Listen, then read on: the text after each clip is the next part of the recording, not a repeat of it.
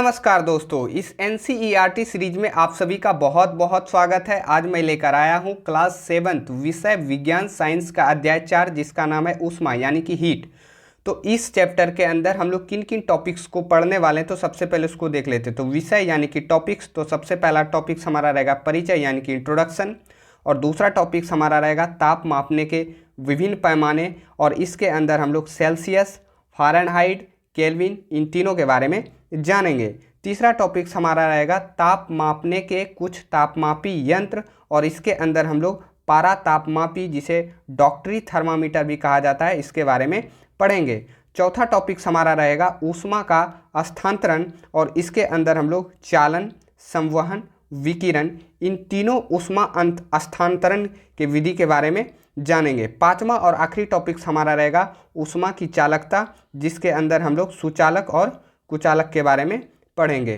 तो चलिए फिर, तो इस चैप्टर का हमारा पहला टॉपिक है परिचय यानी कि इंट्रोडक्शन। तो सबसे पहले हम लोग इंट्रोडक्शन को देखेंगे। तो जैसा कि आप लोग जान रहे हैं कि इस चैप्टर का नाम है ऊष्मा यानी कि हीट, तो सबसे पहले हम लोग ऊष्मा को समझेंगे कि आखिर ये ऊष्मा क्या होती है। तो ऊष्मा एक प्रकार की ऊर्जा होती है। ऊष्मा क्या होती है? एक प्रकार की ऊर्जा होती है, यानी कि ऊष्मा में एक तरह का एनर्जी पाया जाता है। और आप लोग जानते होंगे कि जिस भी वस्तु में एनर्जी पाया जाता है वो चीज़ें बड़ी तेज़ी से जो है वो गति करती है। जैसे कि आप लोग कोई भी एनर्जेटिक आदमी को देखते होंगे तो वो देखते होंगे कि काफ़ी तेज़ी से जो है वो दौड़ता होगा। तो उसी तरीके से ऊष्मा एक प्रकार की इसमें ऊर्जा पाई जाती है। तो इस वजह से ऊष्मा जो है ये एक वस्तु से दूसरे वस्तु में स्थानांतरित होती है, यानी कि एक वस्तु से दूसरे वस्तु में ऊष्मा क्या होती है? गति होती है। बस ध्यान में ये रखना है कि यह घटना तब होती है जब दो वस्तुओं में तापमान जो है वो अलग अलग होता है, तभी ये ऊष्मा जो है एक वस्तु से दूसरे वस्तु में गति करती है। तो यहाँ आप थोड़ा सा ध्यान दें कि जैसे ऊष्मा है और ऊष्मा में एक प्रकार की ऊर्जा होती है, और यही ऊर्जा जब किसी वस्तु में जाती है, गति करती है, तो वो तापमान का रूप ले लेती है, यानी कि उसे तब हम लोग क्या जानेंगे? उसे अब हम लोग तापमान के नाम से जानेंगे। और ये तापमान का जो पता लगता है वो तापमापी यंत्र यानी कि थर्मामीटर से ये तापमान का पता चलता है। तो शायद आप लोग यहाँ समझ रहे होंगे कि ऊष्मा एक अलग चीज़ है, तापमान एक अलग चीज़ है, और इस तापमान को मापने के लिए ये जो तापमापी यंत्र है जिसे हम लोग थर्मामीटर कहते हैं, ये एक अलग चीज़ है। यानी कि ऊष्मा का पता एक तरह से उष्णता यानी कि सिंपल शब्दों में कहें गर्मी से पता चलता है कि किसी वस्तु में यदि उष्णता ज़्यादा है या गर्मी ज़्यादा है तो उसमें ऊष्मा जो है ज़्यादा है। और यही चीज़ें, यही ऊष्मा ज़्यादा किसी वस्तु में यदि पहुंचती है तो उसे हम लोग तापमान यानी कि तापमापी यंत्र के माध्यम से, थर्मामीटर के माध्यम से हम लोग पता करते हैं कि कितना तापमान है। तो यहाँ जैसे आप लोग थोड़ा सा इस चित्र के माध्यम से समझें कि यहाँ आप देख सकते हैं कि यहाँ नीचे से जो है ऊष्मा दी जा रही है। तो जब ये ऊष्मा इस बर्तन को धीरे धीरे जो है वो गर्म करते जाएगी और धीरे धीरे इसके अंदर का पानी जो है वो धीरे धीरे गर्म होगा, तो यही ऊष्मा को हम लोग यहाँ जब पानी गर्म होगा तो इसे हम लोग तापमान यानी कि टेम्परेचर के माध्यम से जानेंगे कि इसमें टेम्परेचर यानी कि पानी का जो तापमान है वो कितना है। वैसे ऐसे हाथ डाल करके तो हम लोग पता कर सकते हैं कि पानी थोड़ा ज़्यादा गर्म लग रहा है या थोड़ा कम गर्म लग रहा है, लेकिन एग्जैक्ट यदि पता करना हो कि कितना तापमान है तो हम लोग यंत्र का इस्तेमाल करेंगे, यानी कि ये तापमापी यानी कि थर्मामीटर के माध्यम से इस पानी का एक्चुअल जो तापमान होगा उसका हम लोग पता कर पाएंगे। तो ये ऊष्मा जैसे किसी दूसरे वस्तु में जाती है तो ये तापमान में कन्वर्ट हो जाती है, और इस तापमान का पता हम लोग थर्मामीटर के माध्यम से लगाते हैं। शायद आप इस चीज़ को समझ गए होंगे। बेसिकली मैं आप लोगों को ऊष्मा, तापमान और ये तापमापी, इन तीनों के बारे में, डिफरेंस के बारे में बता रहा था कि तीनों में क्या अंतर है। अब नोट में आप लोगों को ध्यान में रखना है कि ऊष्मा का जो एसआई मात्रक होता है वो जूल होता है। इसके अलावे ऊष्मा का जो मापन होता है यानी कि इसका जो एसआई मात्रक होता है वो कैलोरी एवं किलो कैलोरी भी होता है। तो ये दोनों आपको ध्यान में रखना है जूल के अलावे, यानी कि ऊष्मा का एसआई मात्रक जूल तो होता ही है, उसके अलावे कैलोरी भी होता है और किलो कैलोरी भी होता है। शायद आप समझ गए होंगे। अब हम लोग अगले पेज पे अगले टॉपिक के बारे में पढ़ेंगे। अब हमारा अगला टॉपिक है ताप मापने के विभिन्न पैमाने। तो सबसे पहले हम लोग जान चुके हैं कि ताप को मापने के लिए हम लोग तापमापी यंत्र यानी कि थर्मामीटर का प्रयोग करते हैं। लेकिन आखिर थर्मामीटर से हम लोग किस पैमाने में तापमान को मापते हैं, तो यहाँ कुछ विभिन्न पैमाने के बारे में जानेंगे। विभिन्न का मतलब होता है अलग अलग, यानी कि तापमान को मापने के लिए क्या अलग अलग पैमाने हैं उसको हम लोग यहाँ जानने वाले हैं। वैसे तो इसको 4 प्रमुख पैमाने हैं, लेकिन आपकी NCERT में 3 के बारे में ही बताया गया है। तो हम लोग यहाँ इसके 3 प्रमुख पैमाने के बारे में पढ़ेंगे, जो कि पहला है सेल्सियस। इसको हम लोग डिग्री सेल्सियस से शॉर्ट में इंगित करते हैं। दूसरा है हमारा फ़ारेनहाइट और इसको हम लोग डिग्री F से इंडिकेट करते हैं। और तीसरा हमारा है केल्विन और इसको हम लोग K से इंडिकेट करते हैं। जैसे आप लोग कहीं तापमान वगैरह सुनते भी होंगे, तो आप लोग हमेशा जो है उस अंक के साथ हमेशा ये तीनों चीज़ें जो है वो देखते होंगे कि 32 degree Celsius, 10 degree Celsius, 6 degree Celsius. तो ये तापमान मापने के एक अलग अलग पैमाने हैं।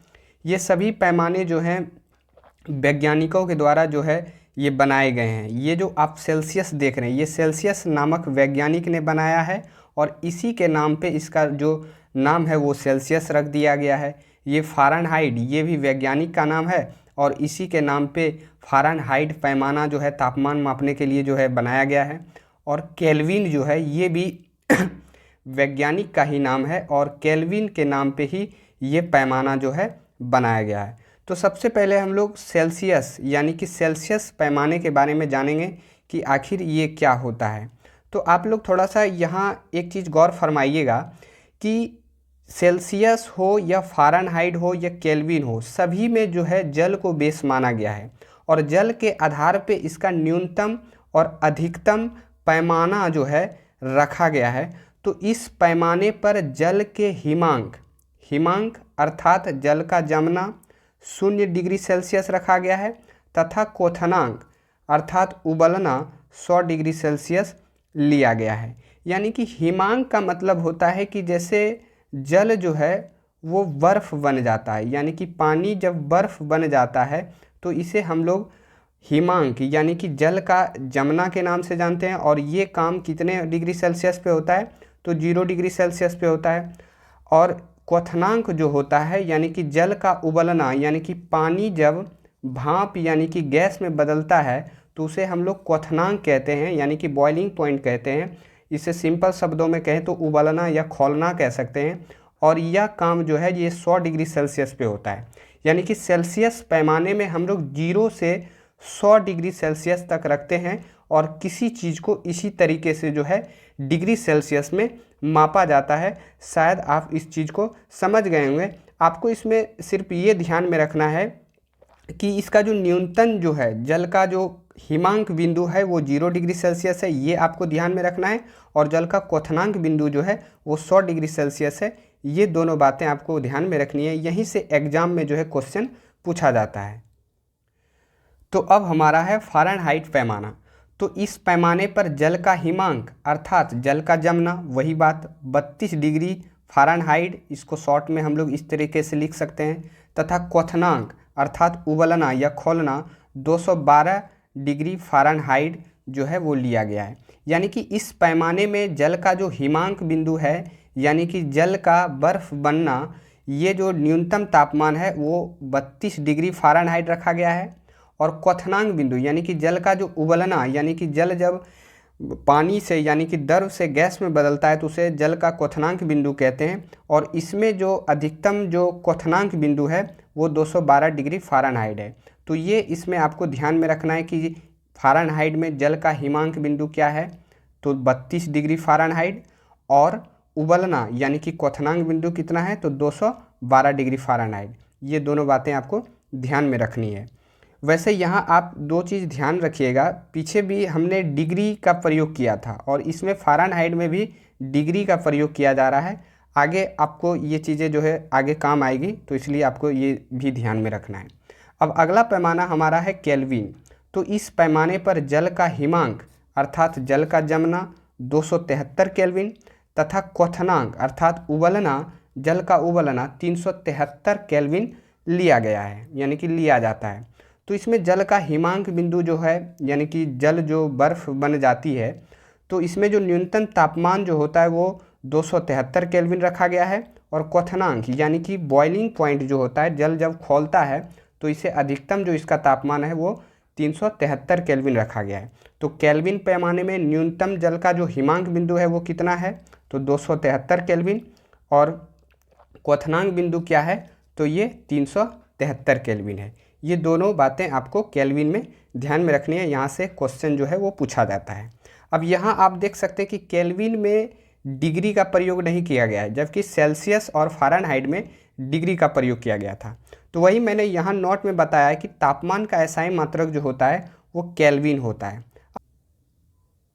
वैसे तापमान का जो एक तरह से पैमाना है, हम लोग डिग्री सेल्सियस और फ़ारेनहाइट और केल्विन में भी मापते हैं, लेकिन तापमान का जो एक्चुअल एसआई मात्रक जो रखा गया है वो केल्विन रखा गया है। इसके बहुत सारे कारण हैं, क्योंकि इसमें जो है डिग्री नहीं लगा हुआ है, तो एक तरह से तापमान को जो है मापने में केल्विन में आसानी होती है, और इसी केल्विन से जो है पूरे दुनिया में जो है तापमान को जो है मापा जाता है केल्विन पैमाने पर। और वैसे सभी अपने देश जो है अलग अलग पैमाने का जो है तापमान को मापने के लिए प्रयोग करते हैं। तो आपको ये नोट में ध्यान में रखना है कि तापमान का जो एसआई मात्रक एक्चुअल में होता है वो केल्विन होता है।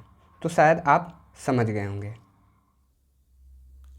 अब इस पेज पे हम लोग थोड़ा सा डिग्री सेल्सियस या फ़ारेनहाइट या केल्विन स्केल पर मान कैसे निकाला जाता है, और यहाँ से क्वेश्चन जो है एग्जामों में आपका पूछा जाता है।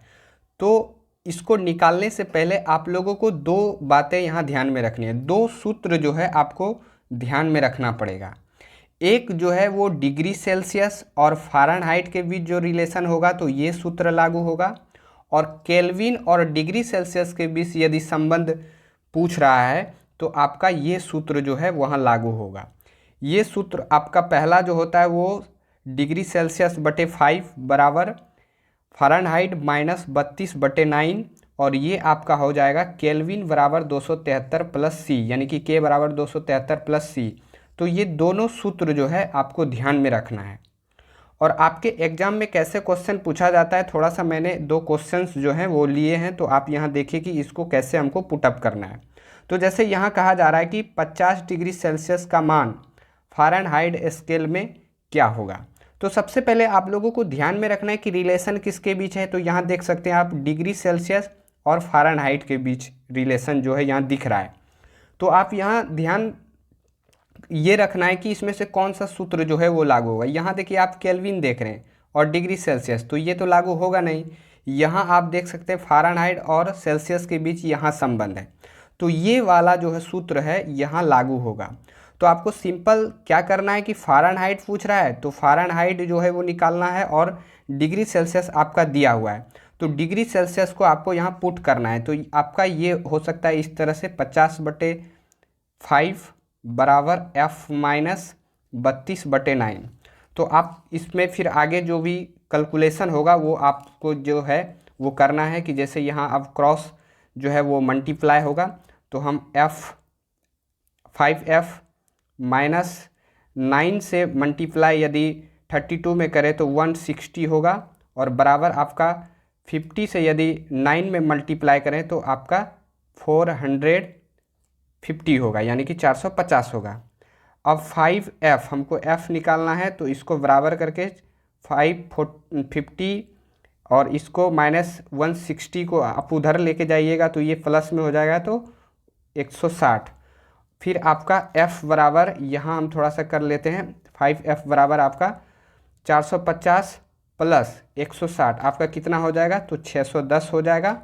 और F बराबर 610/5 इसको कट कीजिएगा तो आपका 122 डिग्री फ़ारेनहाइट जो है वो आंसर आएगा। तो यहाँ आप देख सकते हैं ये आपका जो 112 डिग्री फ़ारेनहाइट है ये आपका करेक्ट आंसर होगा। इसमें कभी फ़ारेनहाइट देगा तो डिग्री सेल्सियस आपको निकालने के लिए बोलेगा, तो आप इस सूत्र का प्रयोग करके आप निकाल सकते हैं। शायद आप इस चीज़ को समझ गए होंगे। अब 40 डिग्री सेल्सियस का मान केल्विन स्केल पर क्या होगा, तो यहाँ आप देख सकते हैं ये सूत्र जो है वो लागू होगा, क्योंकि केल्विन और सेल्सियस के बीच यहाँ रिलेशन दिख रहा है। तो 40 डिग्री सेल्सियस है, केल्विन पूछ रहा है, तो आपको क्या करना है कि यहाँ जो है पुटअप करना है। तो के बराबर हो जाएगा 273 और प्लस डिग्री सेल्सियस कितना दिया हुआ है, तो 40।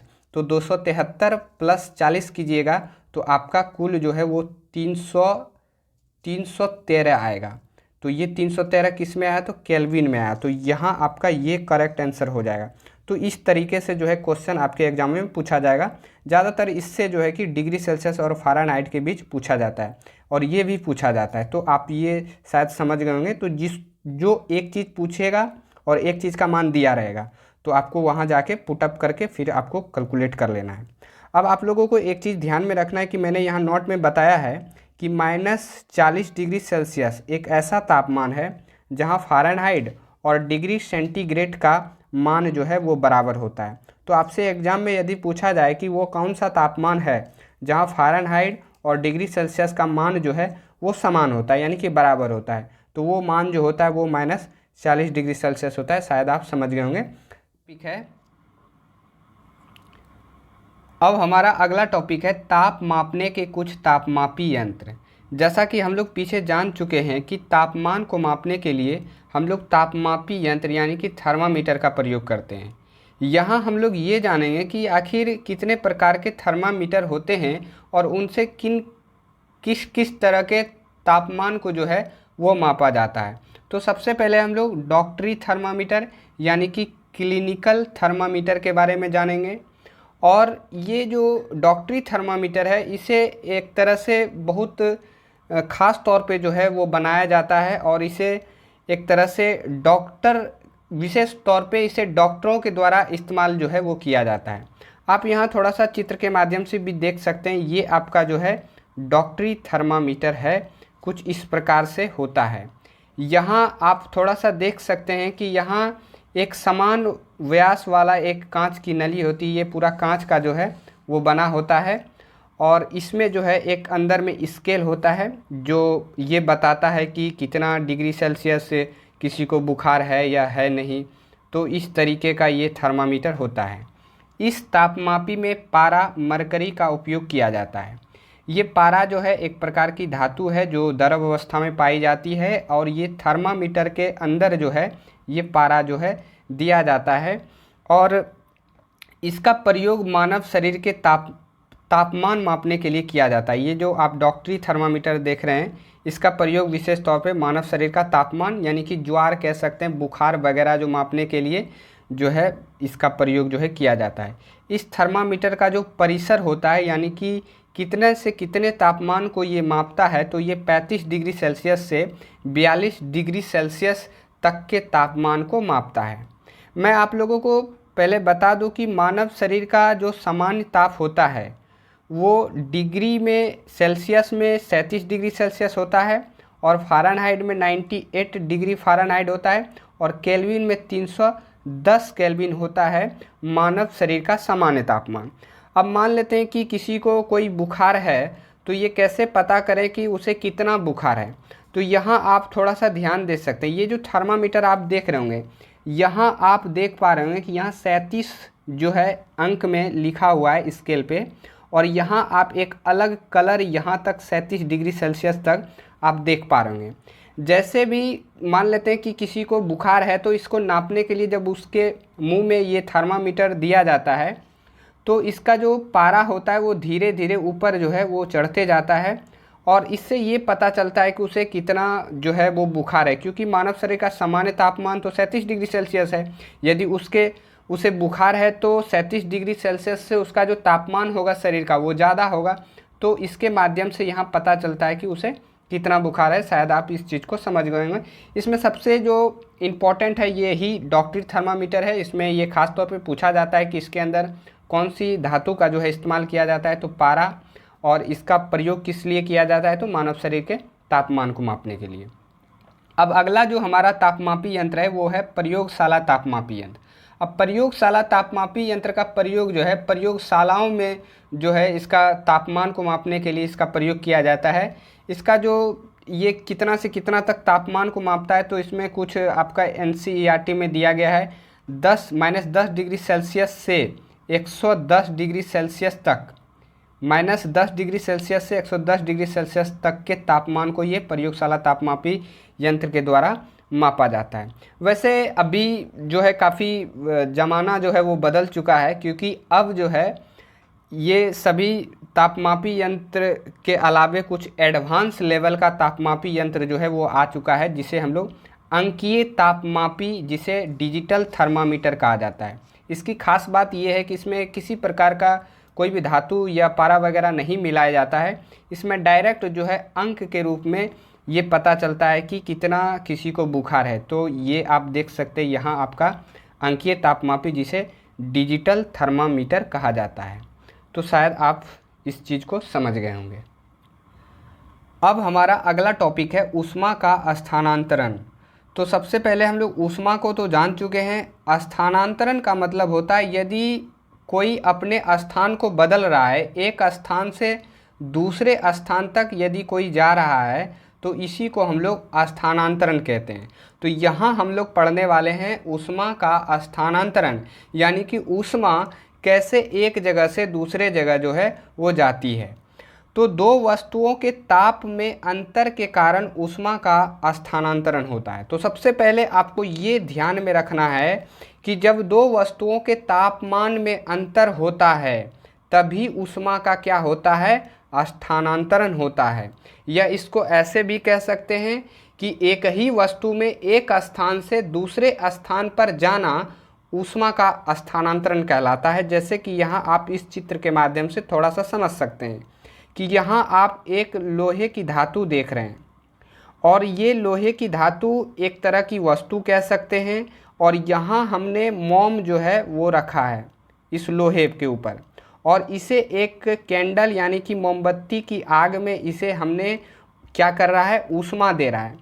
तो ऊष्मा आप देखें कि थोड़ी देर बाद जैसे जैसे समय बीतता जाएगा, ये एरिया, ये भाग जो है धातु का जैसे गर्म होगा, ये धीरे धीरे जो है ऊष्मा जो है धीरे धीरे धातु के तार में आगे जो है ये बढ़ते जाएगी, और एक वक्त आएगा कि ये पूरा जो तार है, ये पूरा जो आप छड़ देख रहे हैं, वो पूरा जो है ऊष्मा की वजह से गर्म हो जाएगा। इससे हमें ये पता चलता है कि दो वस्तुओं के ताप में अंतर के कारण ऊष्मा का स्थानांतरण सच में होता है।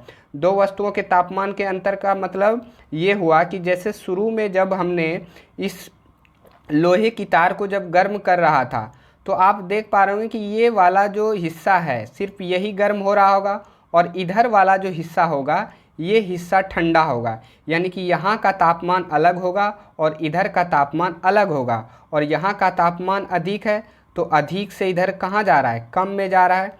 तो वही हमने यहाँ लिखा है कि दो वस्तुओं में ताप में अंतर के कारण, यानी कि इधर का तापमान अलग है और इधर का तापमान अलग है, तभी जा कर के ऊष्मा का क्या होता है, स्थानांतरण होता है। और दूसरा लाइन वही है कि ऊष्मा सदैव गर्म वस्तु से ठंडी वस्तु की ओर स्थानांतरित होती है।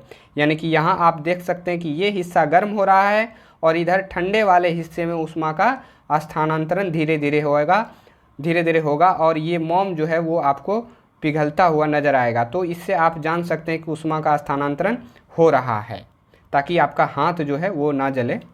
अब ऊष्मा का स्थानांतरण की मुख्य 3 विधियाँ, यानी कि 3 तरीके से ऊष्मा का स्थानांतरण होता है, और उसे हम लोग एक एक करके अच्छे से पढ़ने वाले हैं। तो सबसे पहले वो कौन सी 3 विधियाँ हैं उसे पहले जान लेते हैं। तो पहला विधि है चालन, दूसरा है संवहन, और तीसरा है विकिरण, और इसी के बारे में हम थोड़े आगे विस्तार से पढ़ने वाले हैं। तो ऊष्मा स्थानांतरण की कितनी विधियाँ हैं, तो 3। कौन कौन, तो चालन, संवहन और विकिरण। तो शायद आप समझ गए होंगे। तो ऊष्मा स्थानांतरण की सबसे पहली विधि चालन विधि को समझते हैं। तो वह प्रक्रिया जिसमें ऊष्मा किसी वस्तु के गर्म सिरे से ठंडे सिरे की ओर स्थानांतरित होते हैं, चालन कहलाता है। यानी कि ऊष्मा जो है इस चालन विधि में वस्तु के गर्म सिरे से ठंडे सिरे की ओर स्थानांतरित होती है, और इसे ही हम लोग, इसी ऊष्मा स्थानांतरण की जो विधि है उसे जो है एक तरह से चालन नाम जो है वो दिया गया है। उदाहरण के तौर पे यदि समझा जाए तो जैसे जब हम धातु की छड़ के एक सिरे को हाथ से पकड़कर इसके दूसरे सिरे को आग में रखते हैं तो कुछ देर बाद छड़ का दूसरा सिरा चालन के कारण गर्म हो जाता है। जैसे आप इस चित्र के माध्यम से इस चीज़ को समझ सकते हैं कि जैसे यहाँ एक जो है छड़ लिया गया है, ये धातु की छड़ है और इसे यहाँ मोमबत्ती की आग में जो है वो रखा गया है। तो इधर का हिस्सा जो है वो ठंडा होगा और इधर का हिस्सा जो है वो धीरे धीरे गर्म होगा। तो चालन विधि में बेसिकली क्या होता है, ऊष्मा जो है वो गर्म हिस्से से इधर ठंडे हिस्से की ओर जो है वो स्थानांतरित होगी और एक समय ऐसा आएगा कि पूरा छड़ जो है वो चालन विधि द्वारा गर्म हो जाएगा, क्योंकि सभी जगह ऊष्मा जो है वो पहुंच चुकी होगी। तो ये आपको ध्यान में रखना है, शायद आप समझ गए। अब नोट में आप लोगों को ध्यान में रखना है कि सभी ठोस पदार्थों में ऊष्मा का स्थानांतरण चालन विधि द्वारा होता है। यदि आपसे एग्जाम में पूछा जाए कि सभी ठोस में ऊष्मा का स्थानांतरण किस विधि द्वारा होता है, तो वो चालन विधि द्वारा होता है। अब ऊष्मा स्थानांतरण की अगली विधि हमारा है संवहन। तो संवहन में क्या होता है कि ऊष्मा स्थानांतरण की ऐसी विधि है संवहन जिसमें पदार्थ के कण एक स्थान से दूसरे स्थान की ओर गति करते हैं। ऊष्मा स्थानांतरण की इस विधि को संवहन कहते हैं। जैसे आप यहाँ देख सकते हैं कि यहाँ से ऊष्मा दी जा रही है और यहाँ का पानी जो है वो धीरे धीरे क्या हो रहा है, गर्म हो रहा है। तो ये जो द्रव पानी है ये कैसे गर्म हो रहा है, तो ये एक तरह से संवहन विधि द्वारा जो है ये पानी जो है वो गर्म हो रहा है, क्योंकि पानी का जो निचला हिस्सा होगा जहाँ ऊष्मा पहले आ रहा होगा तो वो कण जो है वो धीरे धीरे गति करेगा और वो धीरे धीरे ऊपर आएगा और फिर वो ठंडे पानी को क्या करेगा, नीचे लाएगा। तो ये जो प्रक्रिया पूरा होता है ना, तो इसी को हम लोग क्या कहते हैं, संवहन कहते हैं। और इस विधि से जो है पानी जो है वो गर्म होता है।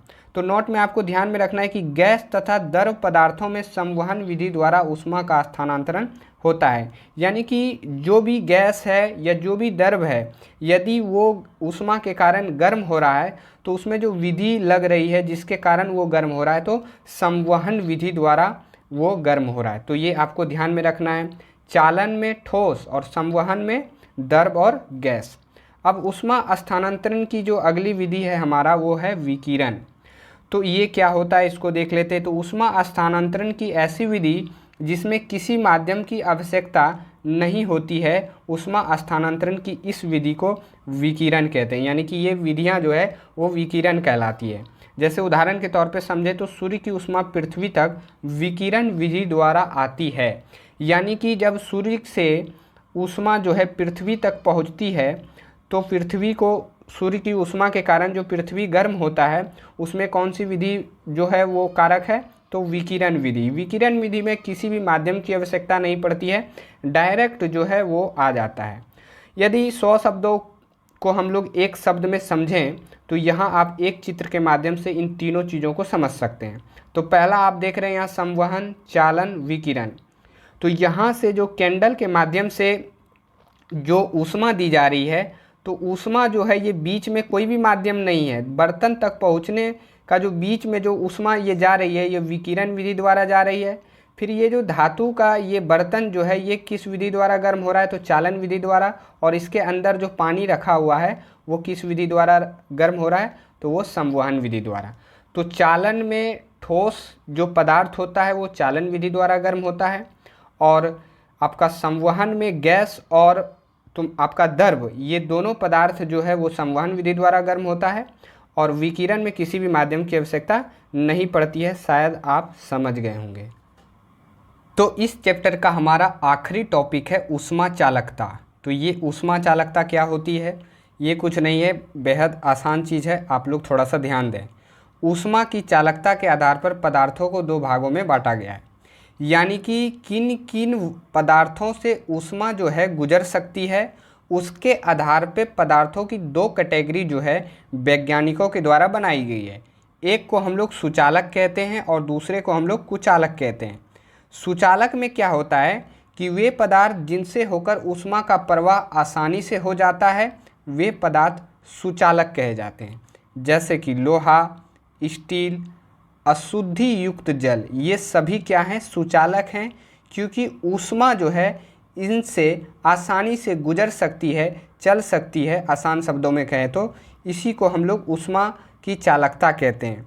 और ये एक तरह से सुचालक पदार्थ हैं। क्यों? क्योंकि इससे ऊष्मा जो है आसानी से गुजर सकती है। दूसरा है कुचालक। तो वे पदार्थ जिनसे होकर ऊष्मा का प्रवाह या तो बहुत कठिनता से होता है या बिल्कुल नहीं होता, वे पदार्थ कुचालक कहे जाते हैं। जैसे ऊन, कपड़ा, लकड़ी, कांच, रबर, ये सभी क्या हैं? ये सभी कुचालक पदार्थ हैं। यदि सिंपल शब्दों में कहें तो सुचालक वे पदार्थ होंगे जिससे ऊष्मा जो है आसानी से गुजर सके, और कुचालक वे पदार्थ हैं जिससे ऊष्मा जो है गुजर नहीं सके। तो सुचालक और कुचालक ये बातें आप शायद समझ गए होंगे। तो हमारा ये छोटा सा प्रयास आप लोगों को कैसा लगा, आप हमें कमेंट करके ज़रूर बताएं। धन्यवाद।